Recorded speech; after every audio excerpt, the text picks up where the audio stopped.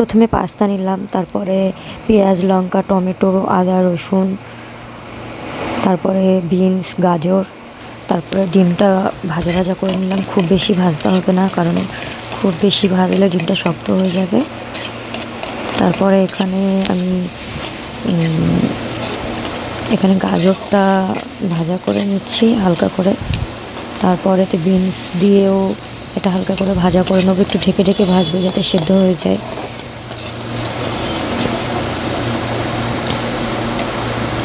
তারপরে এটা তুলে নিয়েছি, আমি পাস্তার ওপরেই তুলে নিয়েছি। তারপরে পেঁয়াজ কুচিগুলো আমি ভেজে নেব। পেঁয়াজ কুচি ভাজা হয়ে গেলে এখানে আদা দিয়ে দেবো। আদা দেওয়া হয়ে গেলে তারপর এখানে রসুন কুচি দেব। রসুন কুচি দেওয়া হয়ে গেলে এখানে সবটা আমি একসাথে মিশিয়ে নেব ভালো করে, যাতে আদা রসুনের গন্ধটা কেটে যায়।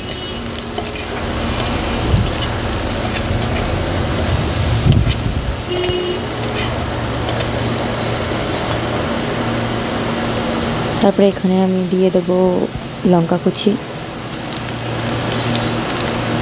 তারপর দিয়ে দেবো টমেটো কুচি। এবার এটা ভালো করে মেশাতে হবে।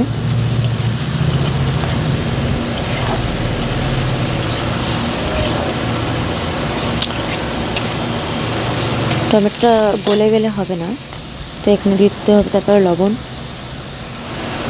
আপনারা আপনাদের স্বাদ মতন দেবেন। তারপর লবণটা দিয়ে এখানে লবণটাও মিশিয়ে নিতে হবে।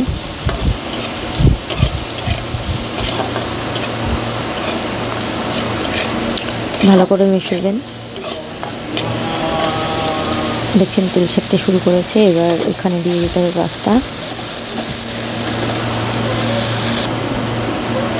পাস্তা দেওয়ার পর উপরে দিয়ে দিলাম আমি টমেটো কেচাপ। টমেটো সসটা ভালো করে মিশিয়ে নেবেন। তারপরে গোলমরিচের গুঁড়ো দিয়ে দিলাম আমি। তারপরে এখানে দিয়ে দিলাম সয়া সস। আপনারা চাইলে না দিতেও পারেন। তারপরে এখানে ভালোভাবে মিশিয়ে নেবো। এটা মেশানো হয়ে গেলে এখানে দিয়ে দেবো ডিম কুচি। ডিমগুলো আমি ঝুড়ো করে আমি আগেই ভেজে তুলে রেখেছিলাম, তো সেগুলো আমি দিয়ে দিলাম। দিয়ে ডিমটা পাস্তার সাথে ভালোভাবে মিশিয়ে নিতে হবে।